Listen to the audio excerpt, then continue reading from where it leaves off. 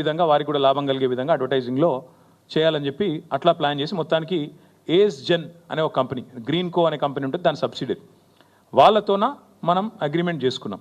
మొత్తం అన్ని క్లియర్గా రాసుకున్నాం. అగ్రిమెంట్లో ఏం హేరాఫేరీ లేదు, ఏం నా దగ్గర అగ్రిమెంట్ కాపీ కూడా ఉంది, ఇంకా ఇంత ఉంది, అది అందులో అన్నీ ఉన్నాయి. ఒకవేళ గొడవ అయితే ఎడుకోవాలి, ఏ కోర్టుకోవాలి, ఏ ఆర్బిట్రేటర్ కోవాలి, అవన్నీ కూడా అలా రాసుకున్నాం. రాసుకొని ఇది 22 అక్టోబర్లో మనకు ఒప్పందం అయింది. 23 జనవరిలో 23 ఫిబ్రవరి 10 అప్పుడు రేస్ కూడా బ్రహ్మాండంగా కండక్ట్ చేశాం. ఒక రేస్ అంటే కేవలం ఆ ఒక్కరోజు కోసం జరిగిన రేస్ కాదు, దాని చుట్టూ ఆ వారం అంతా కూడా మొబిలిటీ వీక్ అని సెలబ్రేట్ చేశాం. అందులో ఇన్వెస్ట్మెంట్లు అనౌన్స్ చేశాం. హ్యుండై 1400 కోట్లు, అమర్ రాజా బ్యాటరీస్ 9500 కోట్లు, ఇంకా చాలా ఇప్పుడు నాకు గుర్తులేవు కానీ చాలా ఎలక్ట్రిక్ కంపెనీలు వచ్చినాయి.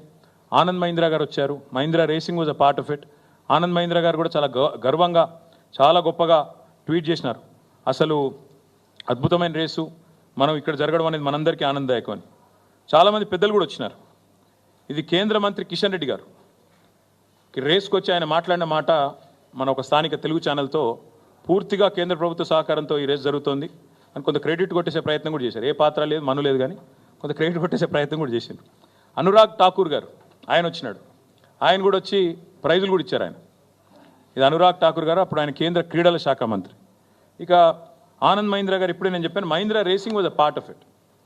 మహీంద్రా గ్రూపు ఆనంద్ మహీంద్రా గారు చైర్మన్ అండ్ CEO, వారు కూడా వచ్చారు. వారి రేసింగ్ టీం కూడా పాల్గొన్నది. వారితో పాటు ఇంకా చాలామంది ప్రముఖ నటులు, చాలామంది పెద్ద పెద్ద వాళ్ళు, పాపులర్ పర్సన్స్ చాలామంది వచ్చారు. సచిన్ తెందుల్కర్ గారు, అదేవిధంగా వారితో పాటు చాలామంది స్పోర్టింగ్ లెజెండ్స్ కూడా వారితో పాటు బాంబే నుంచి ఇతర ప్రాంతాల నుంచి వచ్చారు. అదేవిధంగా ఇక ప్రపంచవ్యాప్తంగా వీళ్ళంతా పాపులర్ డ్రైవర్స్, చాలా చాలా సూపర్ స్టార్లు. ఇప్పుడు మనకు అర్థం కాదు ఈ స్పోర్ట్, కానీ అర్థమైన వాళ్ళకి తెలుస్తుంది. ఇప్పుడు మనకి ఇక్కడ రామ్ చరణ్లు, షారుఖ్ ఖాన్లు ఎట్లనో అక్కడ వాళ్ళకు కూడా ఆ స్పోర్ట్ తెలిసిన వాళ్ళకి, ఆ క్రీడ తెలిసిన వాళ్ళకి వీళ్ళందరూ సూపర్ స్టార్లు. అదేవిధంగా చాలామంది యాక్టర్లు, రాజకీయ దిగ్గజాలు, మన ఇంకా చంద్రబాబు నాయుడు గారి డాటర్ ఇన్ లా బ్రాహ్మణి గారు, ఇంకా చాలామంది హైదరాబాద్లోని హూ ఇస్ హూ అందరూ కూడా అటెండ్ అయ్యారు ఈ ఈవెంట్ మొత్తం కూడా ఫిబ్రవరి 23లో. అయితే ఈ రేసును ప్రమోట్ చేయడానికి మేము ఏ ఎఫర్ట్ కూడా వదిలిపెట్టలేదు. ఇది బాంబేలో గేట్వే ఆఫ్ ఇండియా కాడ ఆ రేస్ కార్ను డిస్ప్లే చేస్తూ దీనికి పబ్లిసిటీ ఇవ్వడానికి, బాంబే నుంచి కూడా విజిటర్స్ని అట్రాక్ట్ చేయడానికి అక్కడ పెడితే మహారాష్ట్ర ముఖ్యమంత్రి ఏక్నాథ్ షిండే, అప్పుడు కేంద్ర ఉపరితల రవాణా శాఖ మంత్రి నితిన్ గడ్కరీ గారు, వారందరూ కూడా వచ్చి ఈ రేస్ మా దగ్గర పెట్టాలి బాంబేలో, మీరు ఎట్లా కొట్టుకుపోయినరు అని ఆ రోజు వాళ్ళతో మైక్లనే లొల్లి కూడా పెట్టుకున్నారు. నెక్స్ట్ ఇయర్ మా దగ్గర పెట్టాలని చెప్పి కూడా అడిగారు.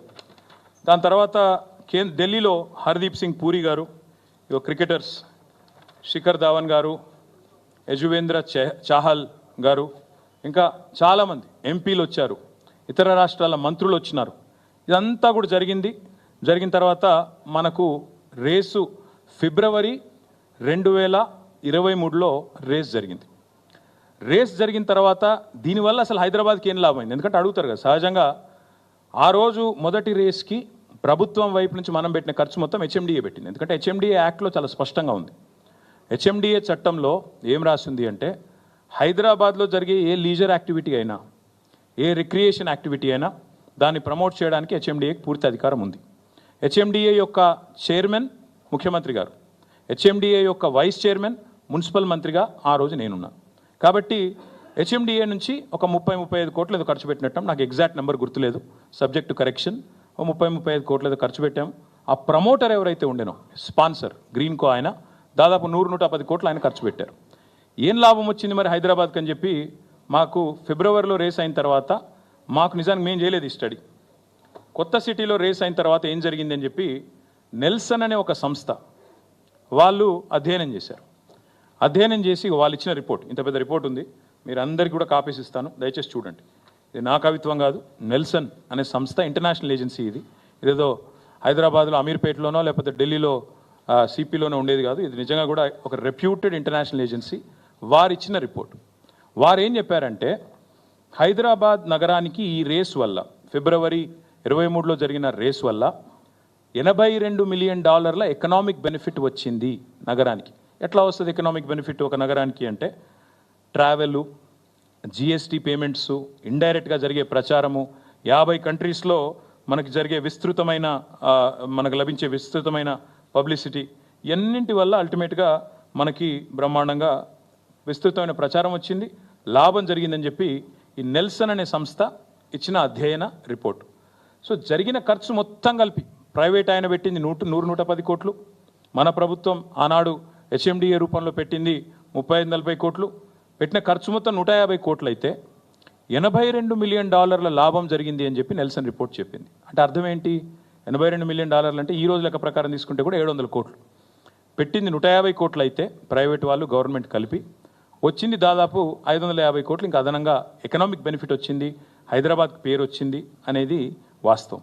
అయితే ఇక్కడ ఏం జరిగింది అంటే హైదరాబాద్కి పేరు వచ్చింది కానీ ఆ ప్రమోటర్ ఆయన గ్రీన్ కో అంటే ఆయన నాకు పైసలు రాలేదు, ఎందుకంటే హైదరాబాద్కి పేరు వచ్చింది, మీ సిటీకి పేరు వచ్చింది, మీ గవర్నమెంట్కి పేరు వచ్చింది, కానీ నాకు పడతలు కాలేదు, ఎందుకంటే నేను 110 కోట్లు ఖర్చు పెట్టినా అనుకున్నంత రాలేదు, కాబట్టి నేను వెనకకు పోతున్నా, నేను నెక్స్ట్ ఇయర్ నేను చేయలేను, మీరు ఎవరినైనా వేరే వాళ్ళను చూసుకోండి స్పాన్సరు అని చెప్పి వారు చెప్పినారు. చెప్పిన తర్వాత ఏమైంది, మేము ఇక 2023 was a busy year for us, ఎందుకంటే ఒకవైపు ఎలక్షన్లు, ఇంకోవైపు ఎలక్షన్ రన్అప్లో చేయాల్సిన చాలా కార్యక్రమాలు ఇవన్నీ ఉంటాయి కదా. సో ఆ క్రమంలో మేమున్నాం. జూన్ మాసం కల్లా అప్పుడు ఇంకా ప్రమోటర్ బ్యాక్అవుట్ అయింది. నాకు ఒక్క నిమిషం మీకు క్లియర్గా చెప్తాను. వీళ్ళు